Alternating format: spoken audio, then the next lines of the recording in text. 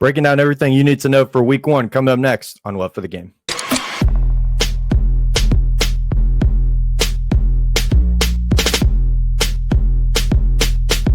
Welcome to the Love for the Game podcast. Here's your host, Reed Napper. And welcome back to the Love for the Game podcast. I'm your host, Reed Napper. Thank you for joining us today. We're going to be breaking down everything you need to know for week one, all your best bets, leans, some outlooks on the games. Huge slate for week one coming up. And we're going to bring on a special guest here in a second to get his insight on everything coming up in week one. But remember to follow us on TikTok, Instagram, and X at LFTGPod01. Leave a like, comment, and subscribe on the episode. And check us out over at Apple Podcasts and Spotify. Now, without further ado, we're going to bring on one of my closest friends, one of my college teammates from back at Juniata College.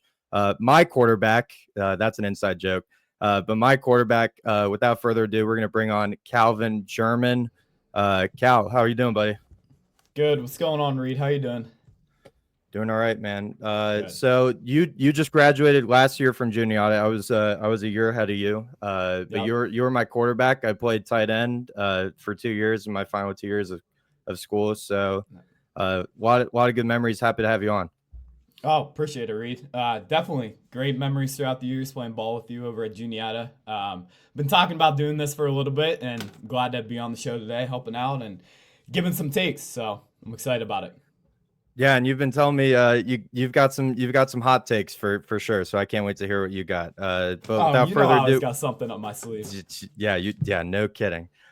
So we're gonna get right into it. We're gonna start with the first game on Thursday.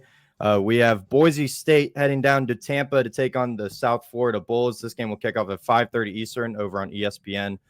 Boise State goes into the game favored by 6.5, over under total of 63.5.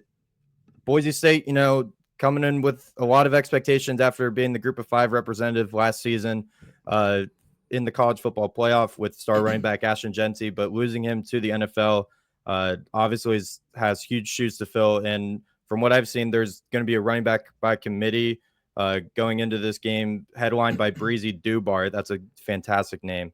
Going to be headlining the running back group to replace Ashton Genty and all of his production. They do return quarterback Maddox Madsen, though, which is good to have continuity at the quarterback position, obviously, and bring in a number of defensive transfers, mainly from Arizona, bring in 3 transfers from Arizona, which I thought was pretty interesting, as well as transfers at offensive tackle, and a part of that running back group, two transfers as well. So, Cal, I'm going to let you start here. Yeah. What was your pick for this game? How do you see it going?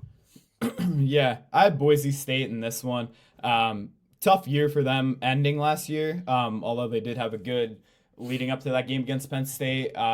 But losing Genty, obviously top 5 pick, is going to be really, really tough to replace. But the fact that they do have Maddox Madsen, as you stated earlier, coming back, I feel pretty confident, even going on the road down at USF, that Boise can come away with this, being ranked in the top 25, and you know how that preseason goes.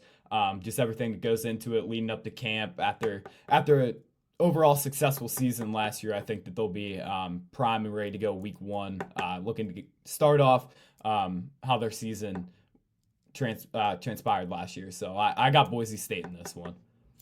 Yeah, I completely agree with you. I don't think Boise State should go into this game lightly, though. Byron Brown returning a quarterback for South Florida.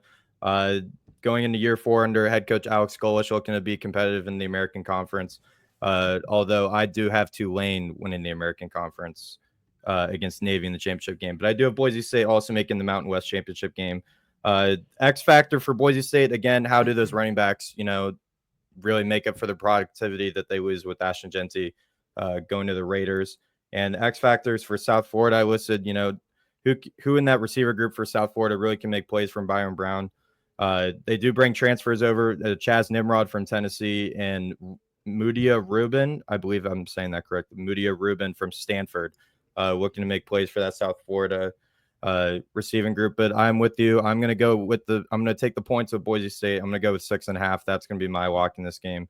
And I kind of like the under as well. I just don't really think South Florida is really going to be able to put up enough points. I think more of the points are going to come through the Boise State side. I also just think 63.5 in a week 1 game, I mean, Yeah. you're just predicting no defense at all. So I think at least some defense will be played mainly through the Boise State side, and I will take them to cover the 6.5. Take a second to thank our sponsor for today's episode and the official sponsor of the Love for the Game podcast, Squad Blitz. Now, if you love playing fantasy football and you love college football, now this is the app for you. Squad Blitz, the only college football, fantasy football app that you will need. It's classic fantasy football, but with the twist, you're drafting complete teams instead of individual players. So you're drafting offenses and defenses relative to their passing, rushing, receiving, and defensive stats. So say you want to take Penn State for their rushing attack with Nicholas Singleton and Katron Allen, you'll take Penn State. Say you want to take Texas for their stout defense, you could select Texas. You join up in a league with all your friends, enter the transfer portal, to make new acquisitions throughout the season. If you don't like a team and you want to switch them out, you can also make trades within the system. So, classic fantasy football, except you're only looking to, take over full teams instead of individual players. If that sounds of interest to you, download the Squad Blitz app today. Fantasy football for college teams.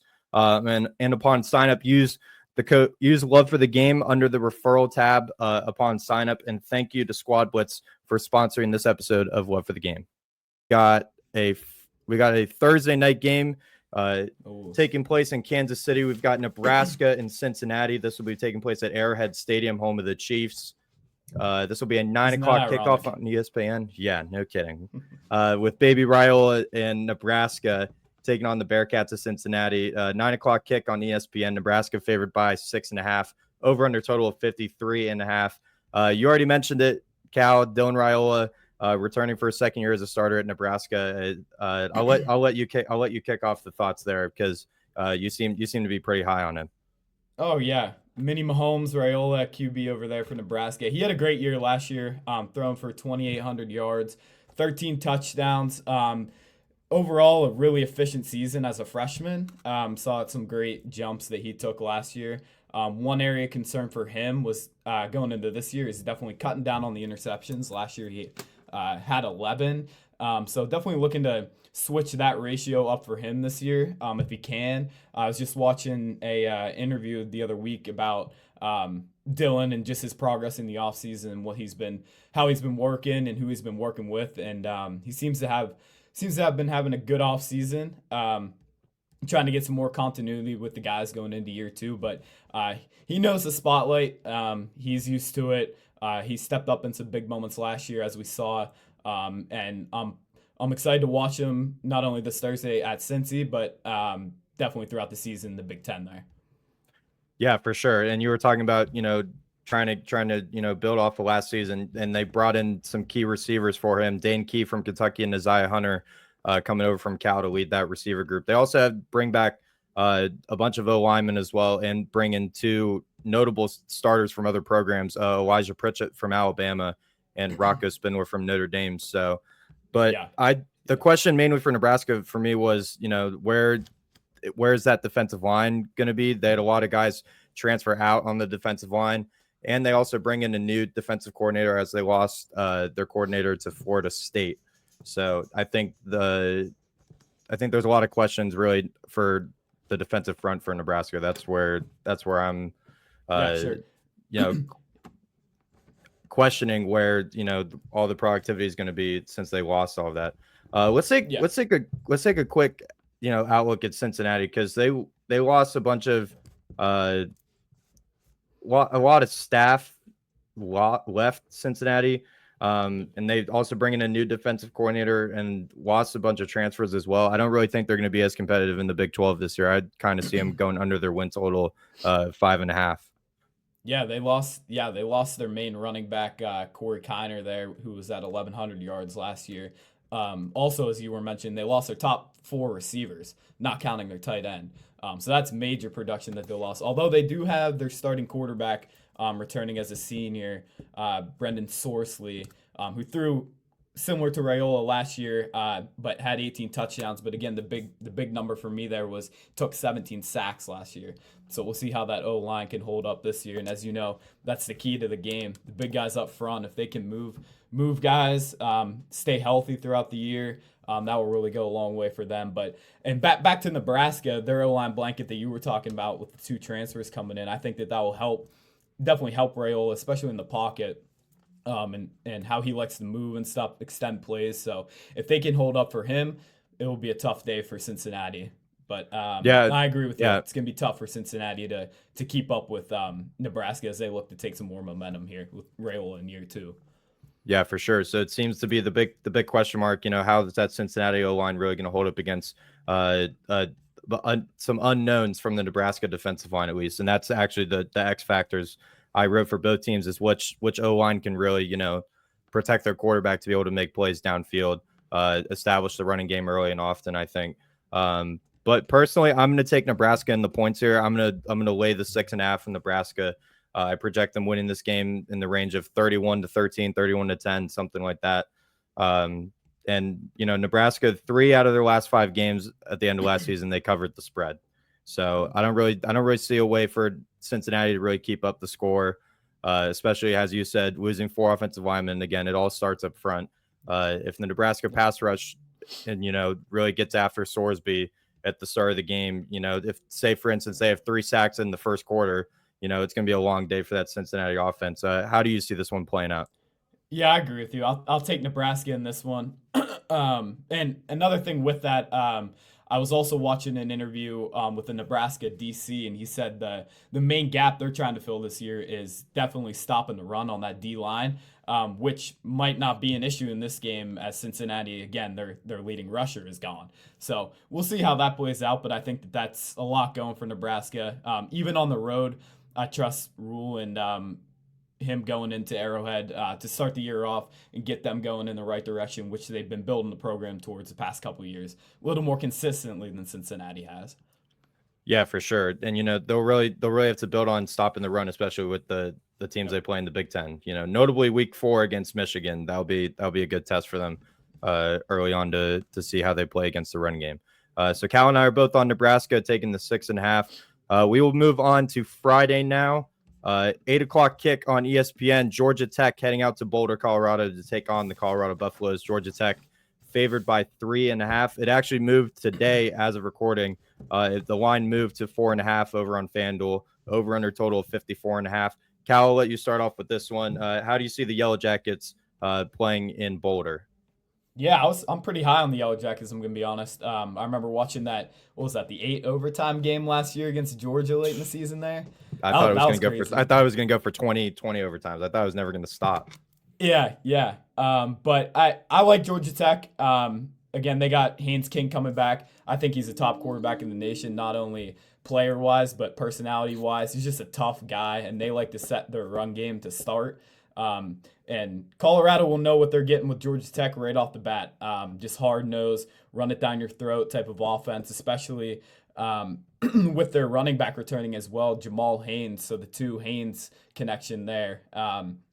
In the backfield, who rushed for 944 yards last year, is also going to be key for them. I thought they finished 2024 strong, although they did have that loss in the bowl game to Vandy. But Haynes King, 14 touchdowns, big thing for me, only 2 interceptions. So he knows how to keep control of the ball. He keeps it on their side. He also rushed for close to 600 yards to go along with 11 touchdowns. So he's pretty dynamic on the offensive end. Now, they did graduate a couple guys on the O-line, notably their center, Weston Franklin, as well as their right tackle, Jordan Williams. So we'll see how that plays out. But their 2 guards return, and they added another offensive lineman from South Alabama, which can help them out as well.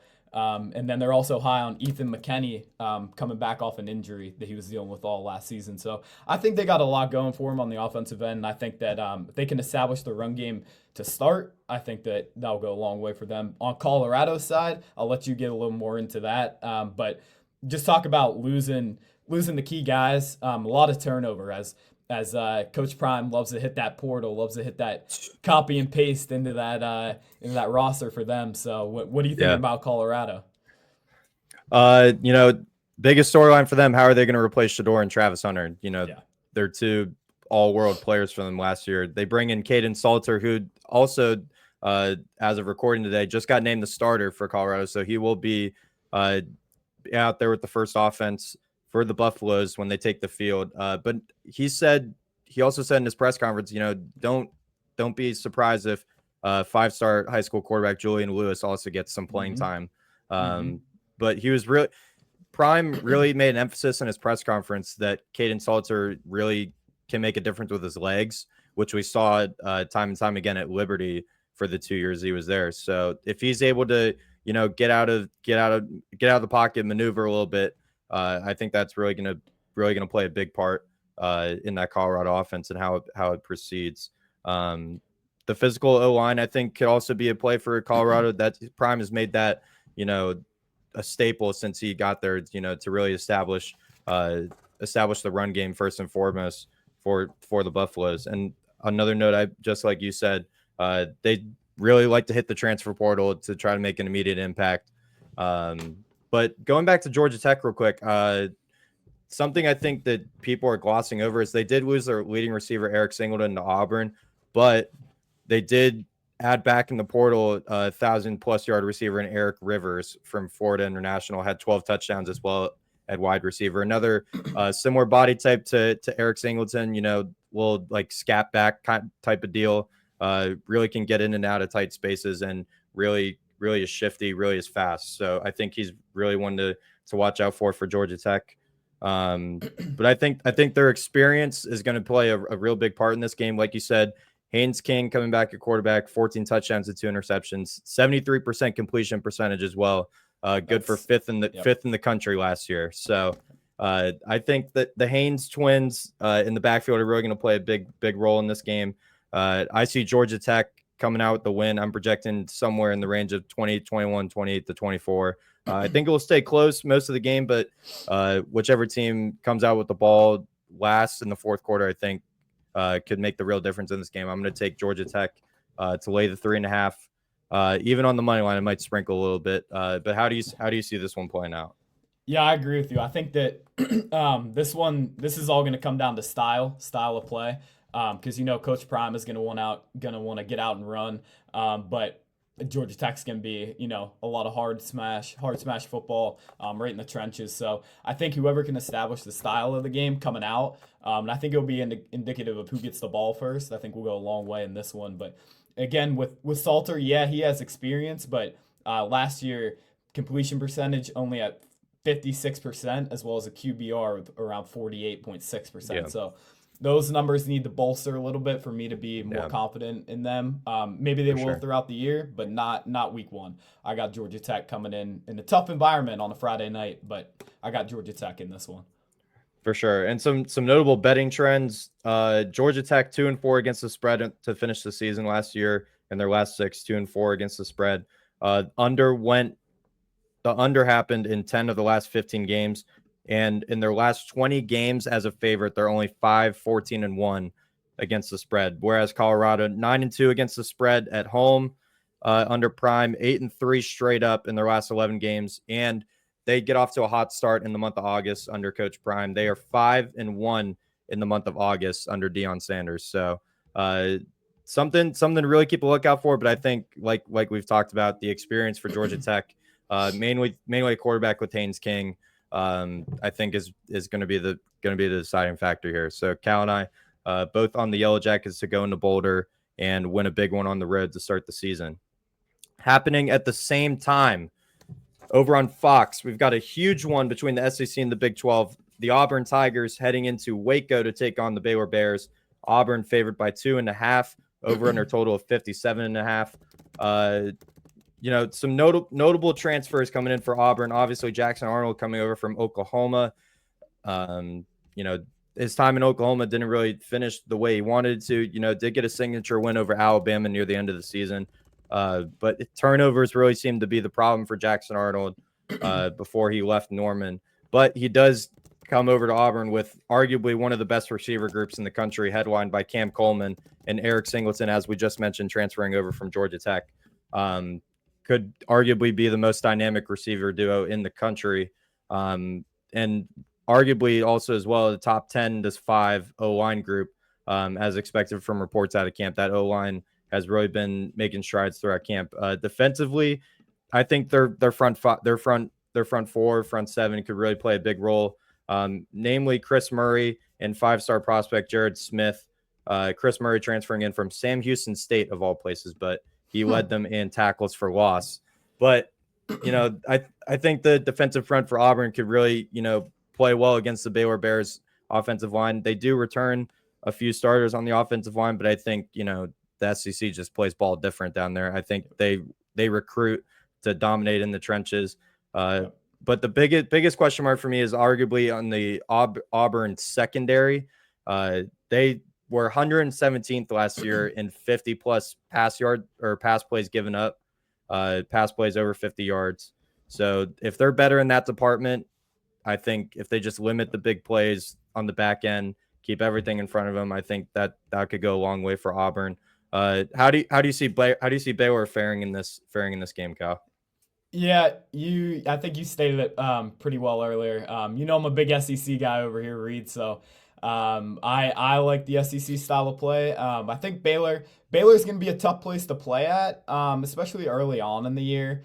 But I'm not that high on Baylor. Just the inconsistency of their program, at least over the past, like at least five to 10 years, it just hasn't been consistent enough for me. And just even with the portal nowadays, it's just tough to really set that culture just off of one off season. And we can go back to when we played in college, having guys from the fall into the spring. Into that next year is really critical. And having the leaders in the locker room, in the weight room in the offseason, in spring ball, I think goes a long way, along with the head coach who sets that culture. So I think it's going to be tough for Baylor early on, especially against Auburn, as you were saying, with Jackson Arnold coming over from Oklahoma with something to prove there, as well as a top receiver in Cam Coleman. So it's going to be tough. I got Auburn in this one. But we'll see. It could go either way. But I'll take the Tigers. Yeah, I'm with you there as well. I'm going to take Auburn with the 2.5. Baylor really has to rely on Sawyer Robertson with his over 3,000 passing yards last season and 28 touchdowns. But they did lose a couple of senior leaders on that team, like you said. I agree. Baylor really is going to have to find out where their leaders are on that team, whether it is Sawyer Robertson or other players. And can Dave Aranda, the head coach, really, because he's back to calling the defense full time now, will he really be able to take control of that defense who really struggled, at least in the first half of the season last year?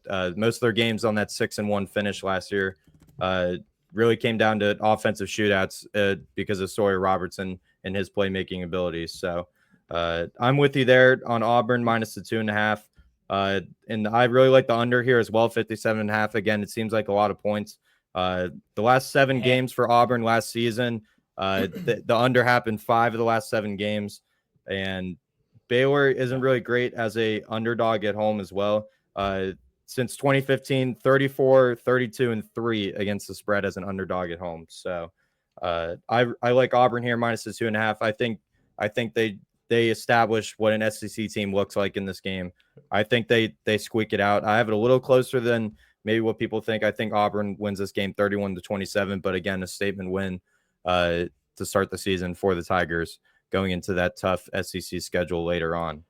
Yep, and again, Auburn has been as well. They've had a rocky tough couple of years these past years. So I know they're out to prove something this year, especially in an SEC that's really loaded. I think they got 8 in the top 25 this year, as we'll get into this next game here with Texas. But definitely I think Auburn's out to prove something. And it never feels good when you're finishing behind Alabama every year down the SEC. So especially in the same state. So we'll see. But I like Auburn coming out of this to start the year. Yeah, I agree. Especially if, say, they drop this game, Hugh Freeze is really going to be on the hot seat down there. He obviously didn't have a great year last year. He's basically banking his job on Jackson Arnold being successful. They both need to have a bounce back season, and what a way to do it to start the season down there in Waco. We both have Auburn minus 2.5, taking one out of Waco back to Auburn, Alabama. Now for our first headliner matchup of the weekend of the season. And what a one we have, Cal. Oh, we got a big one here, baby. Up in The Art Show. Columbus. The Art Show takes over Columbus. Number 1 Texas heads into Ohio Stadium to take on the Buckeyes, the number 3 team in the country. Texas underdogs here going into the shoe. Ohio State favored by 2.5. Over under total of 47.5. This will be the big noon kickoff on Fox. A rematch of the playoff semifinal last year in the Cotton Bowl. Ohio State winning that game 28-14, but obviously giving up a lot of productivity. Senior-led team for Ohio State last season. 14 players taken in the draft, over 20 players graduating. So a lot of senior-led players for Ohio State leaving that team. Cal, I'll let you start off with this one. How do you see this one playing out?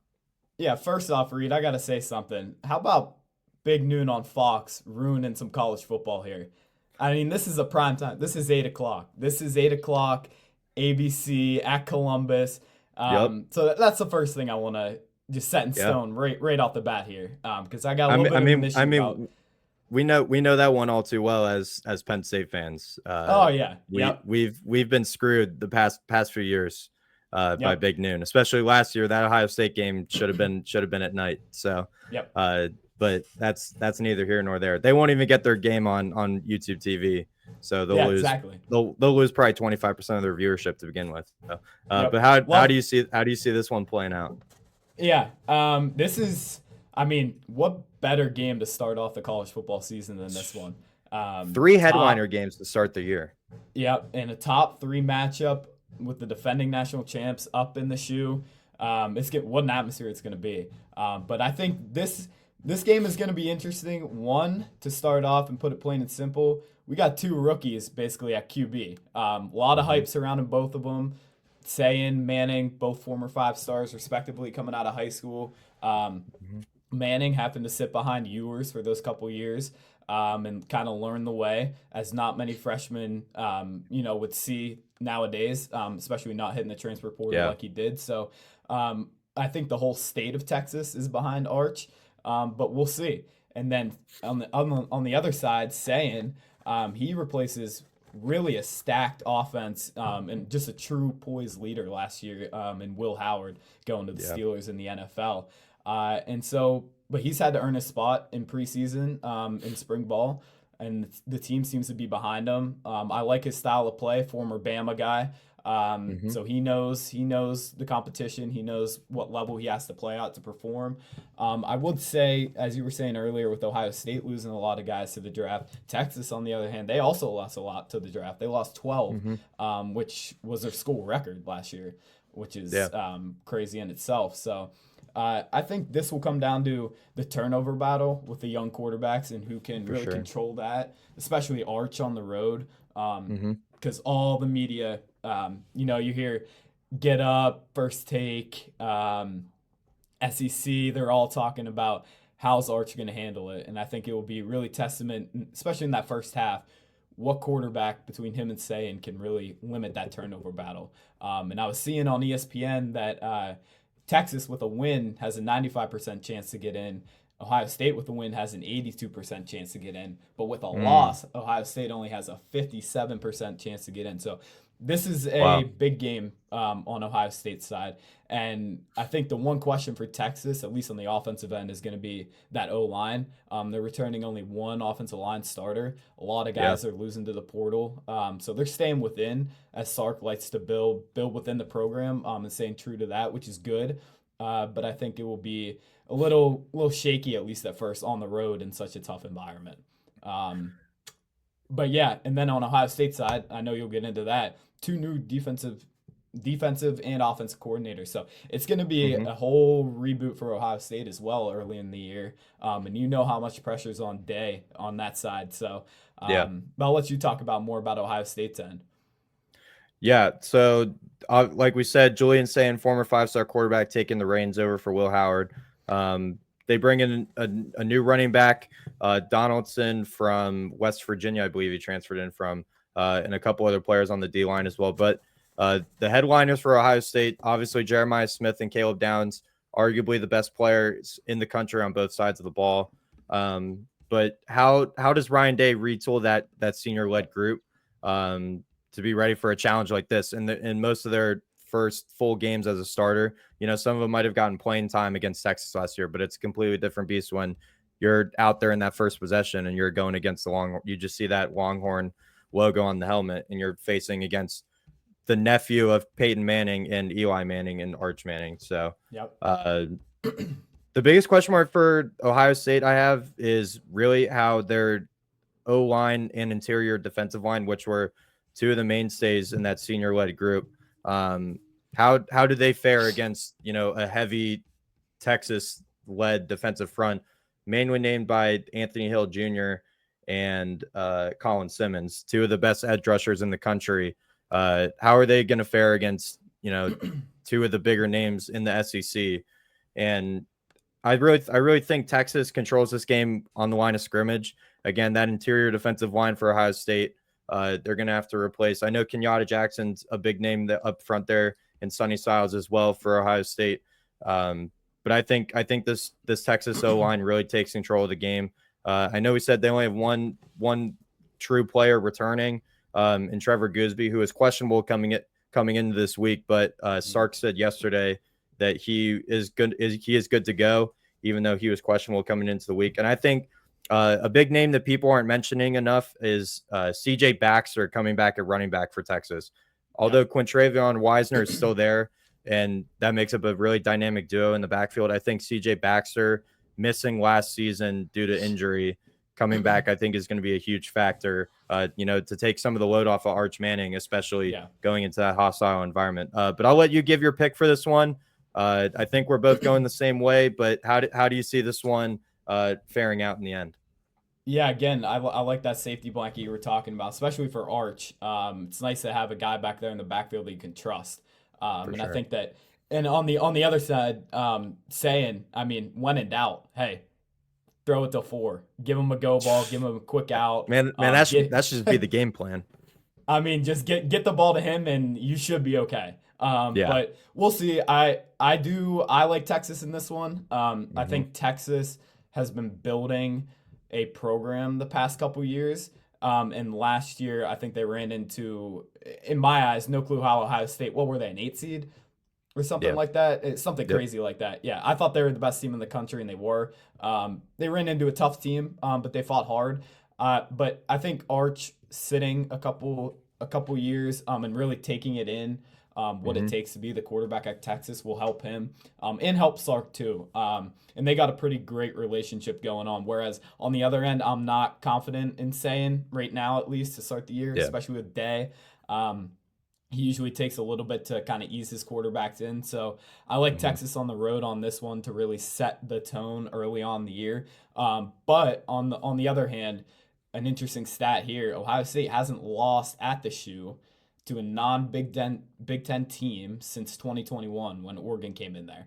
So you can even go back to 2020, 2019. It's been a while since a team has come in there, and this year taken over the national champ. So they'll have a lot to prove, but I think Texas runs away with this one in the end. And I'll probably I'd go 34-24. I just think Texas has a little bit more firepower, a little bit more experience on both sides of the ball to really control the game early on in the season here. But it is a big one for both teams, as we know. But no better way to start the year than that. So for sure. I'm also with you on Texas. I honestly think the wrong team is favored in this game. I know Ohio State's defending national championship. They get their first game at home. But I think there's just too many question marks on the Ohio State side, namely saying a quarterback. We just don't know what we're really going to get out of him as compared to Arch. We saw him fill in for a couple of games last year when Ewers was hurt. Played a little bit in the Georgia game in the regular season when he had to fill in. Came in and out in plenty of games last season.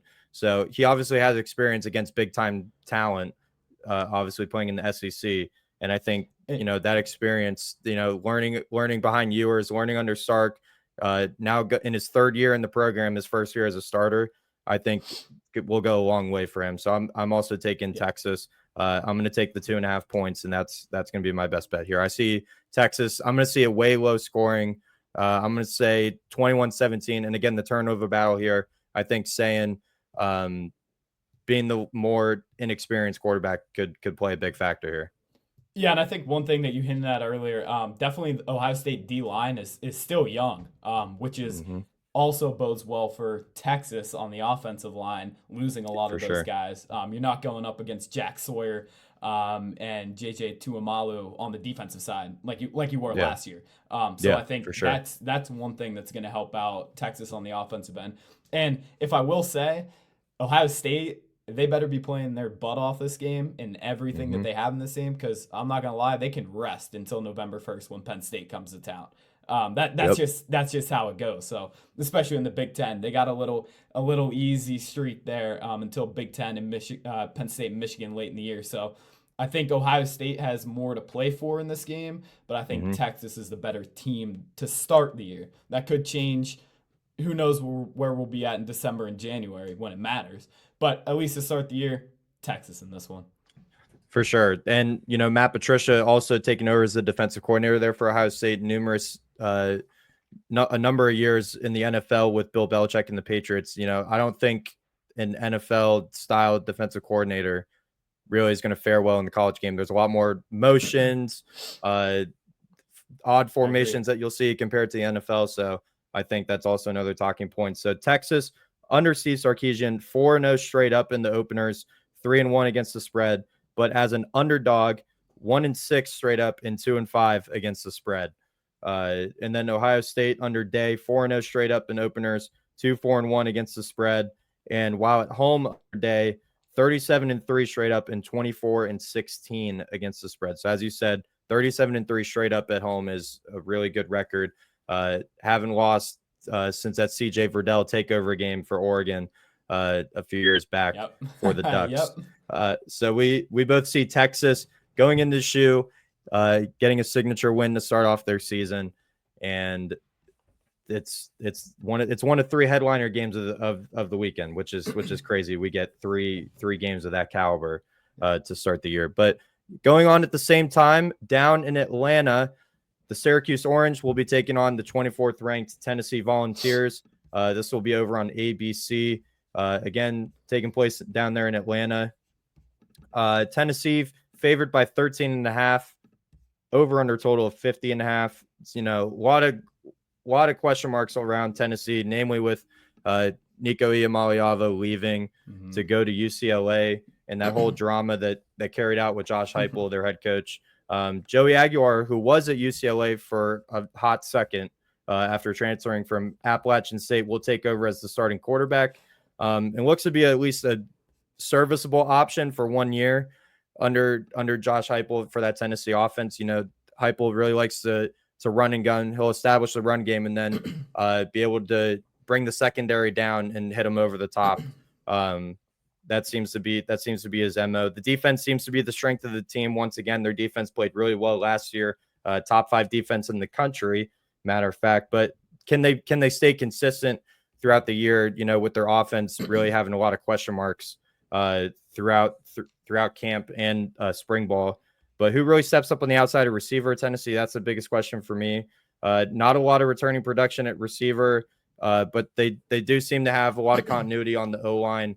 But another big question mark is how they replace Dylan Sampson, SEC Offensive Player of the Year last year for the Volunteers. Cal, how do you see Syracuse trying to hang in this game with Tennessee? Yeah, I think one thing's for certain.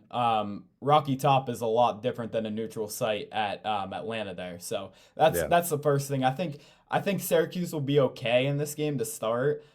Just because I'm a little concerned about Tennessee's what's the right word for it? I guess morale throughout the team and where they are as Yeah, a culture right now, especially for in that sure. blowout loss to Ohio State to end the year. Then you had the Yeah. Nico controversy. Haven't really heard much from them in their preseason, especially like their camp and stuff. So it's Mhm. going to be interesting, especially down there. Syracuse traveling a long way, Tennessee not that far. But I like Tennessee in this one. I just think at least to start the year, Tennessee with Heppel at coach. I think he's a little more he knows how to win the game a little more than Syracuse does right now. Hmm. And just I think consistency is going to be the key in this game. Again, like you were saying, losing Sampson for Tennessee on the offensive end, that's a huge loss. Plus, with Hmm. the new quarterback is also tough. So I do like Tennessee, but I think it's going to be a little bit closer than people might think. Sure. I'll still take them, but Tennessee is one of those teams where they could easily go 12-4, or they could easily this year go 8-8. Like you just don't know. I'm a little concerned with that throughout the year, but to start the year, I think Tennessee's got it. Yeah, for sure. And Syracuse also bringing a new quarterback, Stephen Jelly from Notre Dame, coming off a 10-win season, the best in program history under Fran Brown. But again, like we said, a lot of unknowns more on the Syracuse side. Losing McCord to the NFL, Trevor Pena going to Penn State, their top receiver, 4 new offensive linemen coming in through the portal. How are they going to handle an SEC caliber front in Tennessee? So really, there are a lot more question marks on Syracuse's side coming into this game. And again, Tennessee's closer to Atlanta than Yeah. Syracuse is. I expect this crowd to be at least 75-25 in favor of Tennessee. I expect it to be a loud environment in favor of Tennessee. I'm going to take them in the points. I think they win by 2 touchdowns or more. I think Tennessee, 31-17 is my projection. I think Tennessee wins this game. I also like the under, mainly because I don't think Syracuse's offense is really going to keep up as well. I see most of the points again coming from the Tennessee side, but also because we know what we're going to get from a Josh Heupel offense.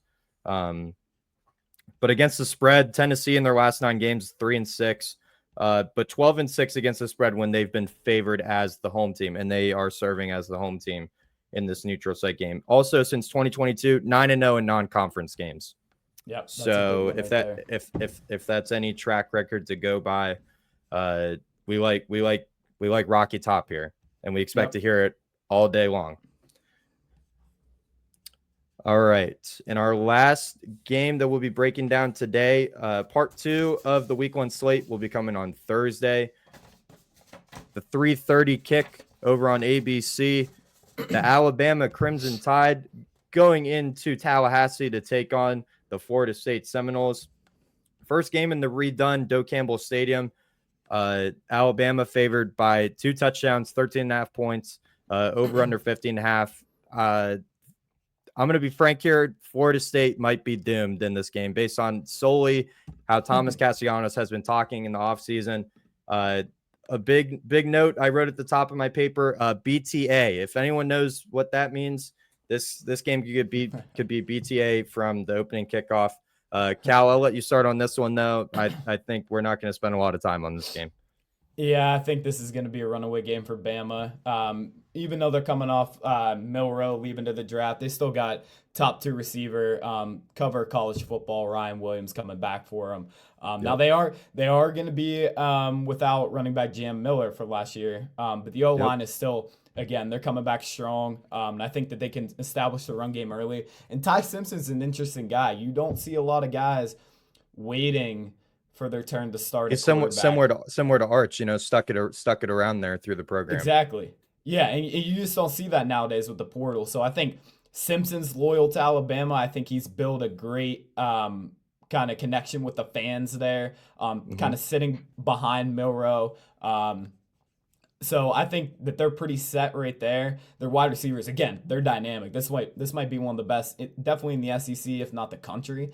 And their defensive front, again, is strong. And as you have potential top 5 pick in the country to go after the opposing quarterback in Florida State. So it's going to be tough for Florida State. They got that new DC, new OC, as well as a new quarterback. And the turnover, like you were saying earlier that we were talking with the portal, and especially like we were saying with Colorado, it's just tough, at least to get off the gates in the year when you just have so much uncertainty throughout your team.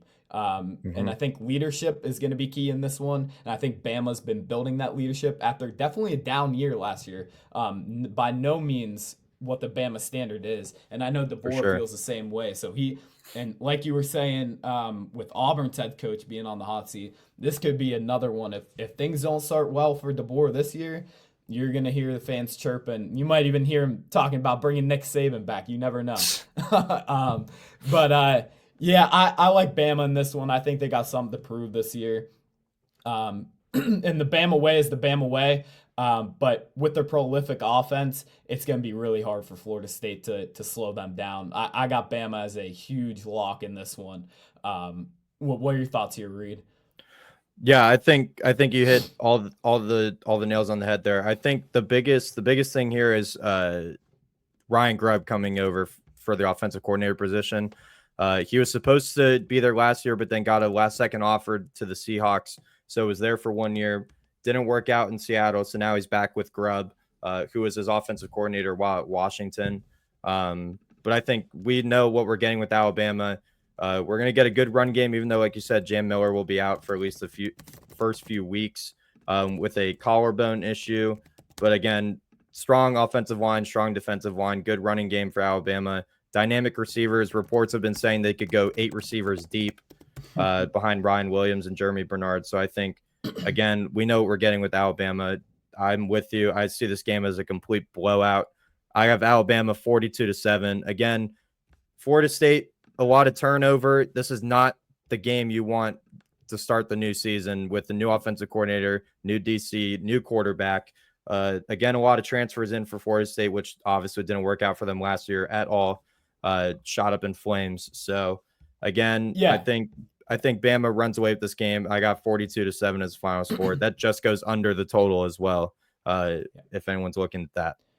Yeah, when Norvell took over the program after they fired Willie Taggart there around COVID in 2020, I still think Norvell's a top coach, but 2 years ago when Bama got in over them in the playoff, I think that really took a toll. I mean, you saw it last season. I mean, that was rough. So he has to find a way to reestablish that culture down there and reestablish to forget about the past and move forward to the future. Because if you don't, For sure. especially against Alabama coming to town with something to prove as they do, it's going to be really tough and it can be a long day for you. So definitely not the game you want to start the year with the Crimson Tide and just their history. So I like Bama in this one as well. For sure. I completely agree with you there.